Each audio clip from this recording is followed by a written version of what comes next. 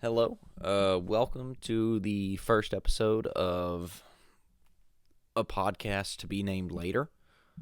This is something that I've been meaning to start for a while now, but with current circumstances and the idea that, I'm going to make this my New Year's resolution to get this off the ground and going, here it is. I'm going to kind of just start. I'm not going to worry about a name or any concrete plans for things. I just want to go ahead and get the ball rolling on it and then see where it kind of takes me. So, without any further ado, I would like to kick off by discussing the SEC basketball slate from this past weekend, specifically going over the Alabama and Kentucky game and the Auburn and Arkansas game. Felt like those were the two biggest games of the weekend, and I feel like both of them really delivered. Think they both provide a little bit more clarity on where these four teams are, where they're kind of heading, and what it is that these teams need to improve on, and where their schedules may take them. So without further ado, the first game of the day, that's where we'll start, Alabama and Kentucky. Alabama routed Kentucky. I saw Alabama as the winner, saw Alabama as a decisive winner, but I did not see Alabama as a 26-point winner, I believe it was, at the end of things, even though Bama held a 30-point lead towards the end of this thing, and Kentucky just never even looked in it. It was an outright massacre. It was a 10-point difference heading into half, but it just felt like way more. It felt like Kentucky kind of was just out of it as soon as Bama jumped on them to begin with. And I think a lot of that is due to Oscar Tshiebwe. He got absolutely exposed by the Alabama coaching staff in their game plan, both defensively and offensively, especially defensively. Defensively, he was basically rendered unplayable for certain stretches, and he only played about 22 minutes in this game, which was his lowest output that I can remember by far. And it was because Alabama picked on him at top of the key ball screens, putting him in space. I don't know if it was maybe an injury thing that is hanging over with that knee, or maybe it's just Tshiebwe can't move laterally in space like that. But whatever it was, Charlie Henry, who does the defensive approach for Alabama, absolutely nailed it and decided to just murder Tshiebwe with him. I think Charles Bediako started the game with 6 quick points, and Tshiebwe hit the bench quick, and he stayed on the bench for a while because of the fact that he was almost a liability defensively, because Cal knew that if he was going to run him out there, he was going to get crucified by those top of the key open court ball screens. And it was a downright amazing game plan from Alabama on Tshiebwe, because even on the offensive end of the floor, he couldn't get anything going that wasn't a second chance point, and he didn't get many of them. Bama crashed the glass from the perimeter, especially Mark Sears came in and just absolutely crashed the boards from the perimeter in a way that, you can't really box out if you're Tshiebwe.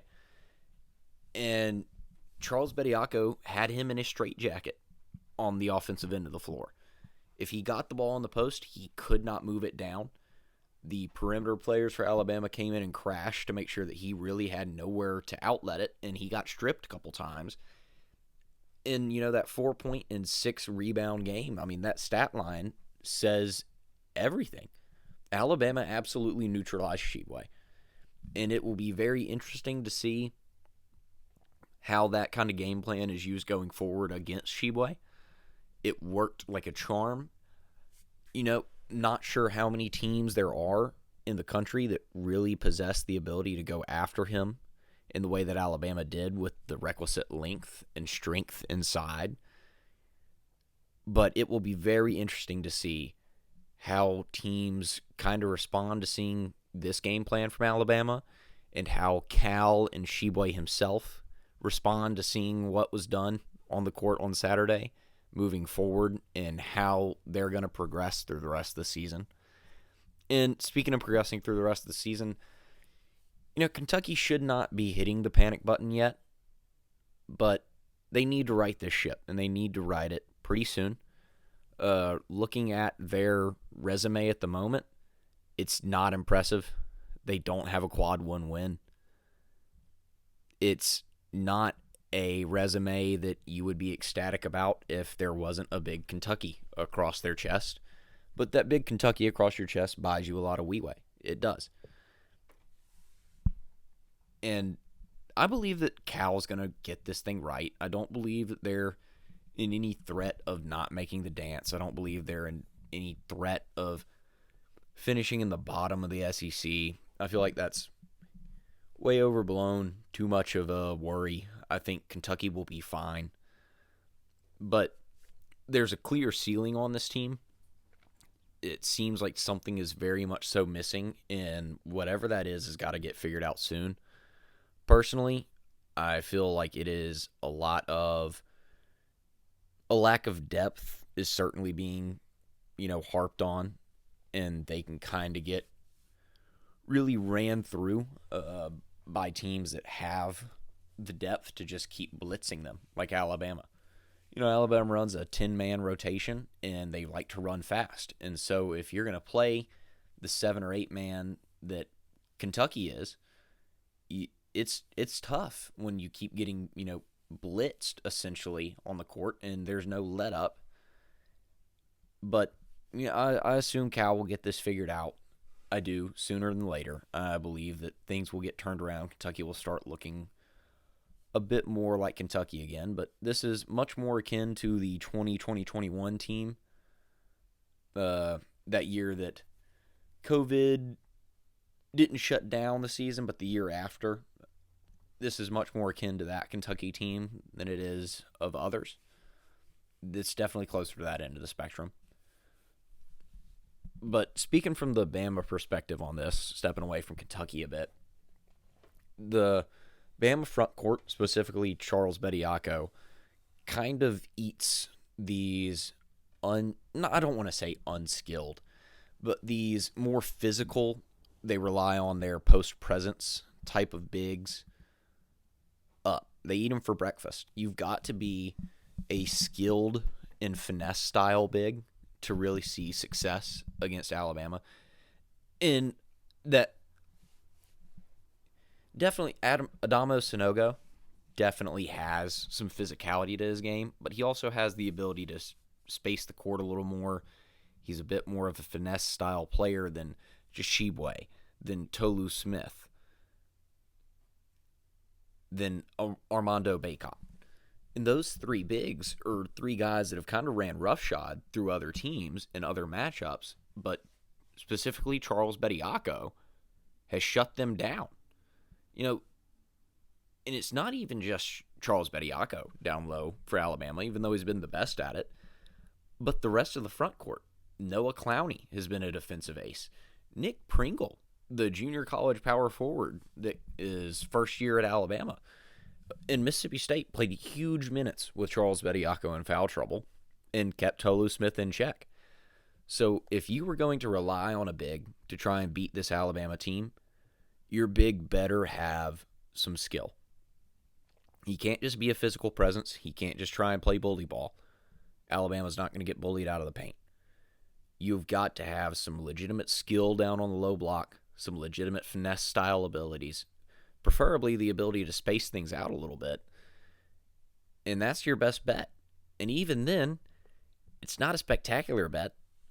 Timmy had an absolutely incredible game down in Birmingham against Alabama. Not taking anything away from that. Sanogo had a very good game against Alabama over in Portland. But, man, it almost feels like both of those games were two of the better games we'll see from those guys all year. And if Alabama ran back up against them again, we'd certainly be looking at a different result. At least that is my opinion on the subject. But I really want to touch on Bama later. I have a lot to say about this team. But for now, I'd like to go ahead and move on to Auburn and Arkansas, the later tip-off of the night. It was a big win. It was a huge win for Auburn. It was one that you hate to say it's a must-win this early in conference play. But for Auburn, I mean, following a loss to Georgia, at Georgia, at the very beginning of SEC play, and a very close win at home against Florida, I mean, that is not how you want to get your first two steps out the door in SEC play. If you're Auburn, you're a team that I don't think anyone after the non-conference slate really still favored Auburn to contend for the SEC regular season title, but they're still in the discussion. They were still a preseason pick, to be in that contending group, and they definitely needed, I hate to say that they needed this early in the season, but it really did feel like they needed to go out, take care of business against Arkansas on their home court, and they got out of there with a win. It wasn't the prettiest win. Lord knows it wasn't the prettiest win if you watch that game. And I think it's a win where Auburn relied a lot on it being a home court game. That crowd in Neville, it's a small arena, but they get into it. They get after it. And it's not a fun place to go and play. And Auburn really took advantage of that, and they needed to. They really did. And they took every last advantage of it they could and eked out a pretty hard-earned win. And for Arkansas, it's one of those that I don't think you go in necessarily expecting a win, especially Arkansas. Their teams under Musselman have started a little bit slower in conference play, so that we've seen.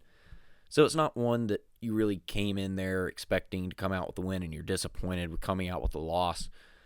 But I'd say kind of the way that Arkansas got handled, I can see some disappointment from the Razorback fan base. I can see where the coaching staff would be disappointed. I can see where the players would be disappointed in their performance because they got eaten alive by the zone. Oh my Lord. The Auburn zone defense gave them fits. It was incredible. I mean, they could not figure it out. They couldn't. And that was just so impressive to me from Auburn defensively, sticking by their guns to find, the zone in their scouting report. Auburn's not a huge zone defensive team, at least not to my knowledge. And to go out there and basically play zone the entire game and just commit to it and play it so well that Arkansas just never got any momentum offensively. It seemed like they could never really go on a run. They could never really sustain any momentum offensively. It seemed like they weren't ever really getting off any good looks. Occasionally they were able to drive and, find a lane through the zone.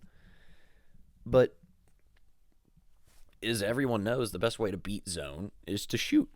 And Arkansas just could not shoot around this zone. They couldn't do it.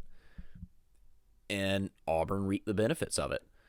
So that would be the main concern if I'm Arkansas. Currently, number one thing you've got to try and do is get Nick Smith Jr. back. I think Nick Smith Jr. is going to clearly determine how far this team can go, how much of a contender they can really be for the SEC crown, for at least the regular season. Because without him, it feels like there's a clear limitation on this Arkansas team. It feels like they don't have their alpha dog scorer. When Ricky Council is your alpha dog scorer, I think Ricky Council is a very good scorer. But if he's going to be your alpha dog scorer, you can't compete for the SEC regular season crown. I don't think you're going to go out and win enough road games to do that, especially in a year where Tennessee and Alabama are playing like they currently are. Arkansas really has to hope to get Nick Smith back. If this ends up being another Shaden Sharp situation, they're still definitely a tournament team. They're absolutely definitely a tournament team. This team's got a very high floor in general regards. But as far as the ceiling to be able to push for an SEC crown, to be able to push for a top 2 or 3 seed in the tournament, that I don't think that happens without Nick Smith Jr. So they have got to really hope for the best when it comes to Nick Smith news. Hopefully they get him back as soon as possible. I want to see the guy play.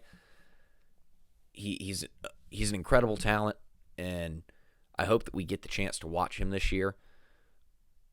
But, man, it is going to be tough for Arkansas without him. But back to Auburn to close this section out. Wendell Green has got to become a more consistent scorer if they're going to win these games on the road. If Auburn is going to compete in games on the road in the SEC, they have got to get more out of Wendell Green. KD Johnson's going to give you what he's going to give you. I'm not going to really say that they should expect more out of that. I think it is what it is, and you've got to accept it at this point. But Wendell Green has got to become the Robin to Johnny Broom's Batman, and he's got to be consistent. They can't do the wishy-washy, streaky shooting with him. They have got to have him show up consistently if they are going to have a shot to compete for these road games. They need him. I don't know how much I can really express. They need him to step up. And if he doesn't, Auburn's going to win their home games.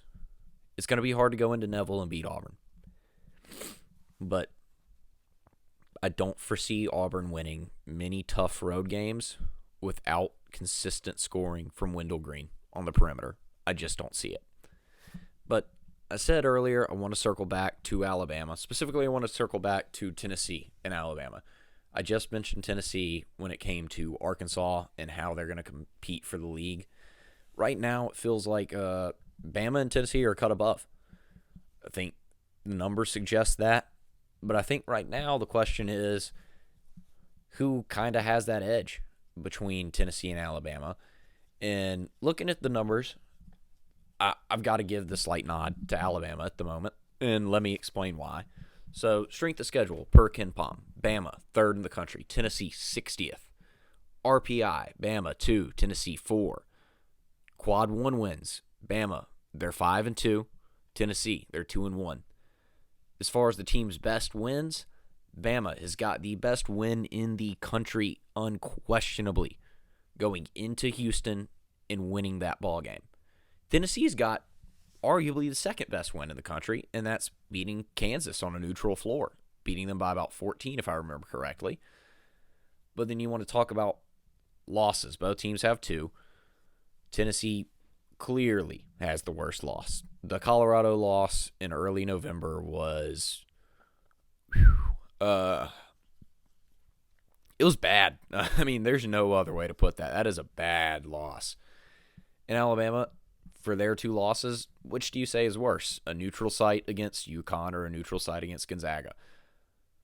I'm not sure. It depends on which kind of numbers you're going to consult, who you believe on the eye test. I personally believe Gonzaga looks to be the worst loss. I believe UConn's a better team at this moment. But either way, a loss to Gonzaga is a hell of a lot better than a loss to Colorado. I'll tell you that for free.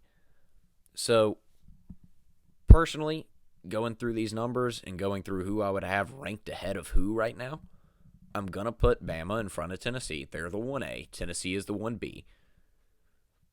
But I do believe Tennessee wins the SEC regular season, and I think a lot of that comes down to Bama plays Tennessee on the road. They got one matchup this year. Bama has got to come to Tennessee. And Bama also has to play Arkansas twice. Bama has to play Auburn twice. Bama has to play LSU twice. Bama has to play Mississippi State twice. No, Arkansas, really good team. LSU, I think they're a tournament caliber team. Auburn, I think they're a tournament caliber team. Mississippi State, bubbly, but I think that they can be a tournament caliber team. Whereas Tennessee, they get Georgia twice. They get Vandy twice. They get South Carolina twice. They get Kentucky twice. But is Kentucky twice is your second best opponent maybe that you're going to play in the conference better than playing LSU twice? I'm not sure at the moment. They get Missouri twice. I think jury's still out on Missouri, but I think that Tennessee has the better path through the SEC. So I think they win the SEC regular season. I do. But as far as who do I think is a better team right now and going forward, I think that's Alabama. And with Alabama, I want to dive more into that. Because right now, I look at Alabama and I see a wood chipper of a squad. Teams are currently being fed into it. They're being chewed up and they are being spit out in a million pieces. It is impressive what Alabama is doing. And it's even more impressive that they're just clearly getting better, game in and game out. I mean, the improvement from the Mississippi State game to what we just saw in Kentucky. I mean, it's not like a fluky difference. This is a clear and steady improvement. This is a team that is already extremely good, but they can be better. They really, really can, and that is scary. That is so scary because they're currently cutting the turnovers. Right now, Bama's offense is ranked, I believe, 18th in KenPom, and I believe that 18th ranking in offensive efficiency does not tell you the full story because it's still got Bama's extremely high turnover rate from the early season factored in. And if Alabama continues to protect the ball at the rate that they're currently protecting it at, I don't believe Alabama's turning it over single digits for the rest of the way. Absolutely not. They play way too fast for that. But if Alabama can be in that 12 to 14 turnover range comfortably, this is a top 10 offense. And also, they have a top 10 defense. They have length all over the court. Also, by the way, this top 10 defense is missing its best perimeter defender in Namari Burnett. Bama's likely getting him back in late February. Dom Welch is kind of sliding into that role for Alabama, but he's getting back from a calf injury early in the preseason. He was a guy that started in their exhibition game before the season tipped off and then had his calf strain, and he's working his way back.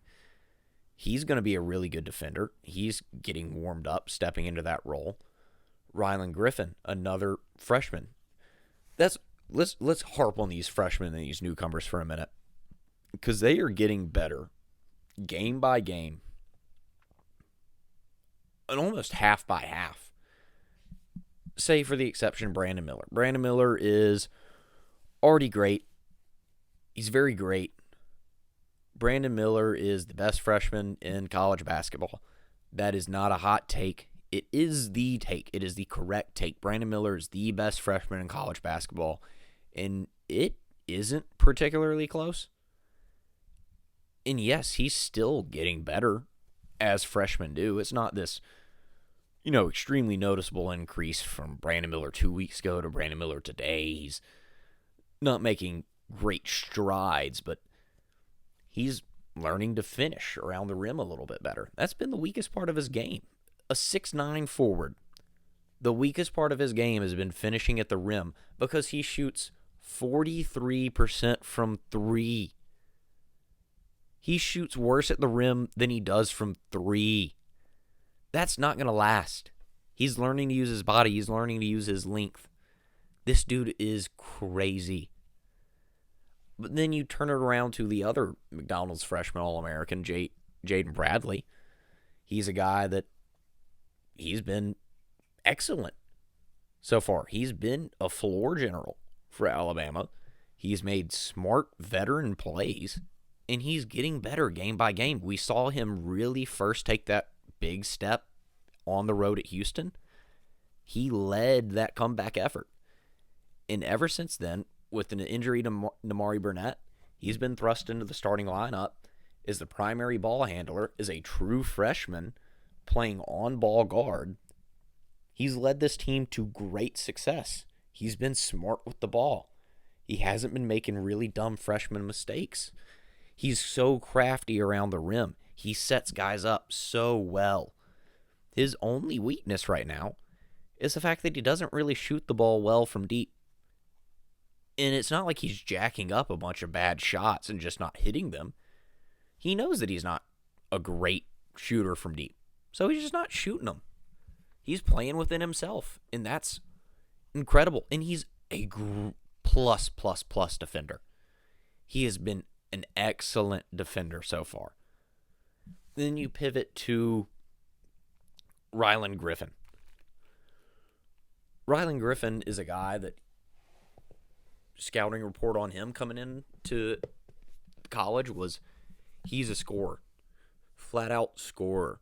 The thing that's going to keep him off as a freshman is the fact that he's a scrawny kid and he's going to have to learn to play physical SEC defense. Well, Rylan Griffin hasn't shot well to this point. Until that Kentucky game, you started to see him hit some shots. You started to see some confidence build for him late. And if he can carry that into the rest of conference play, that is another shooter to add to Alabama's stable of shooters that also plays really good, hard-nosed, aggressive defense and hustles like hell. Then you throw it down to the fourth freshman, the least touted coming out of high school, Noah Clowney, who is a 6'10 power forward with three-point range that rebounds excellently, defends spectacularly, and is a good screen and roll guy. He's a guy that no one really had a book on coming out of high school. He was the lowest rated of all the incoming freshmen for Alabama's highly touted third-ranked class. And he's played himself into being a first-round draft candidate. This is a guy that everyone looked at coming in and thought he's going to be a career college player. And within 15 games, he's being looked at as a one-and-done prospect. It is incredible. And all of these guys are getting so much better, game in and game out. It is scary to think of what Alabama will be come late February, come March, if they get the benefit of injury luck and general health. And then even beyond the freshmen, let's talk about the newcomer in Mark Sears, the transfer from Ohio. He has become the second leading scorer on this team. He is clearly the second option behind Brandon Miller. And he is electric, man. He is a small off-ball guard, but he shoots the lights out. He plays some spectacular defense. He had 6 steals against Kentucky this Saturday. He gets in, he crashes the boards.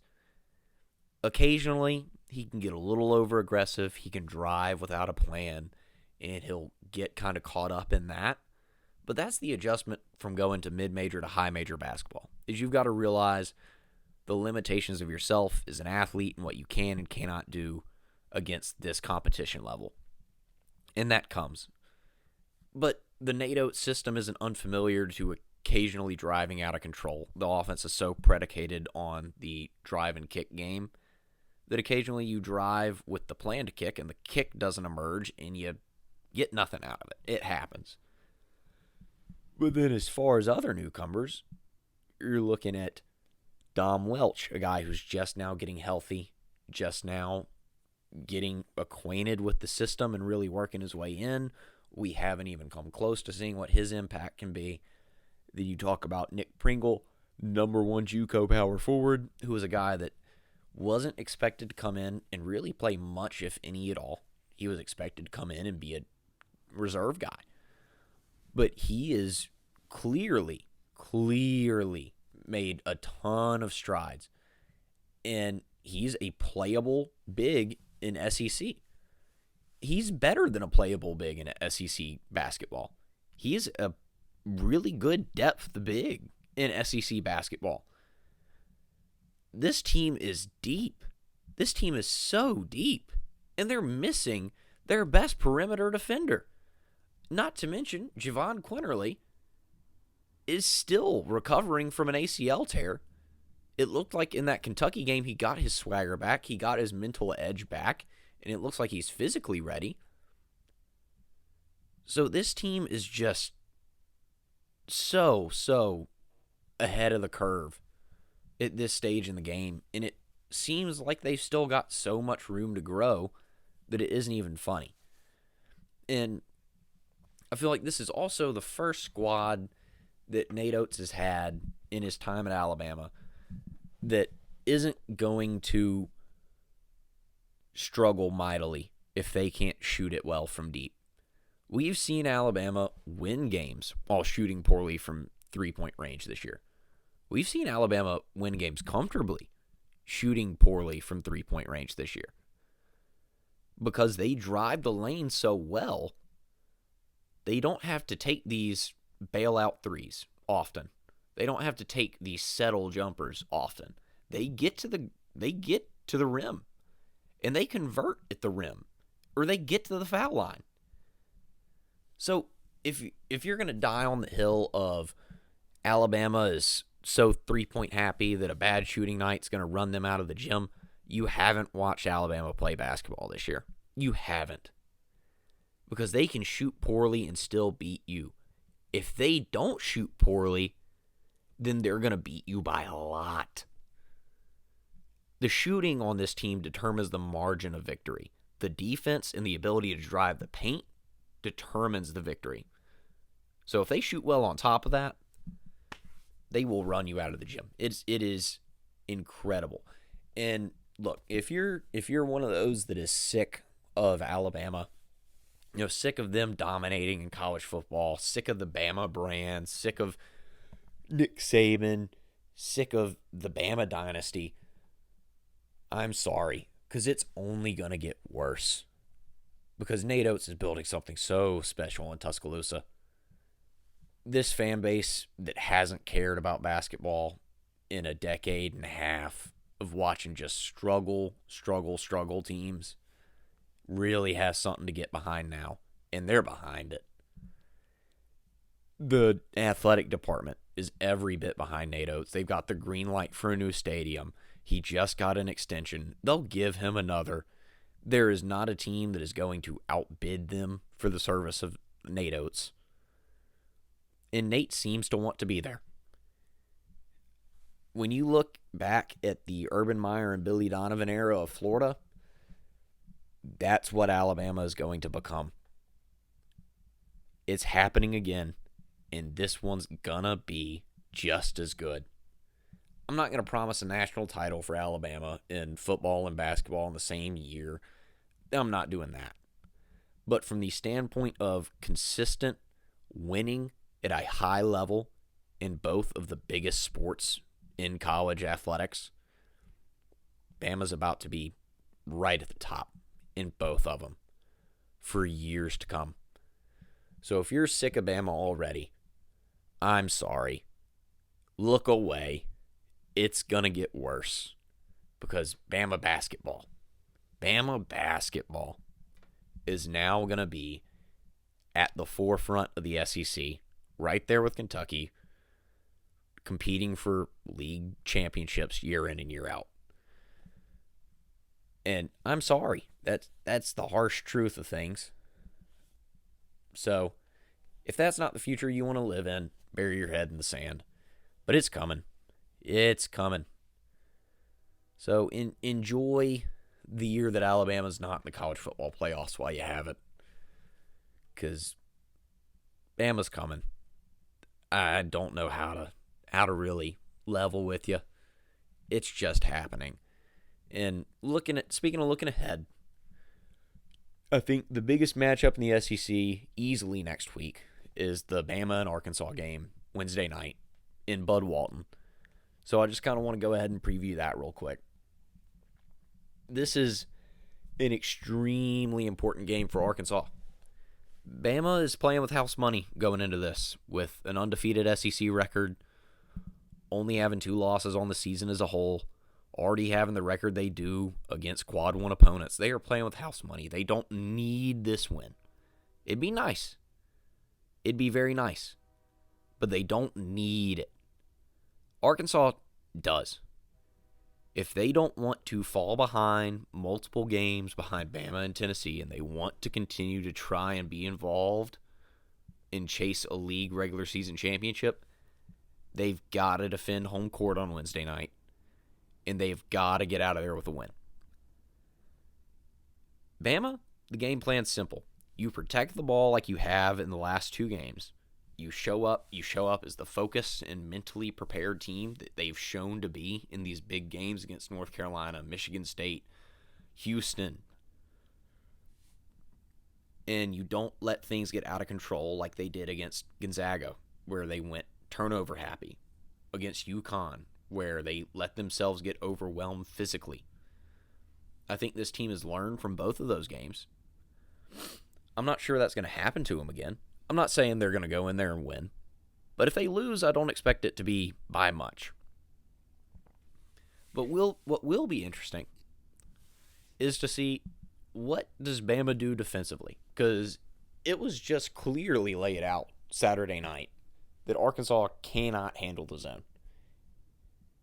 But Bama wants to keep tempo. Zone slows the game down. So does Bama go play man-to-man and just say, hey, we think that we can continue to guard you man up and make minor adjustments to our man strategies, but continue to play a man-on-man defense? Or do they concede a bit of the tempo and go to the zone and make Arkansas make shots? That'll be really interesting to see. I think Bama still plays man unless something crazy happens. They have to drop to zone. But this will be a fun matchup on Wednesday night. I don't think Arkansas will shoot nearly as poorly as they did on Saturday.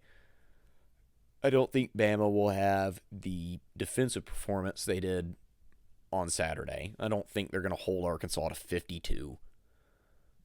But this one should be close. This one should be fun to watch. This one should be a highly entertaining game. If I had to go ahead and put a number on it, let me go with toss-up, but I think this one ends in the first to 70 wins. Let's call it that. I don't think both teams get to 70, but I think whoever does get to 70 wins. So that's how I'm going to sign off here. That's my prediction for the Alabama and Arkansas game next week. First to 70 wins. Anyway, hope you enjoyed the episode.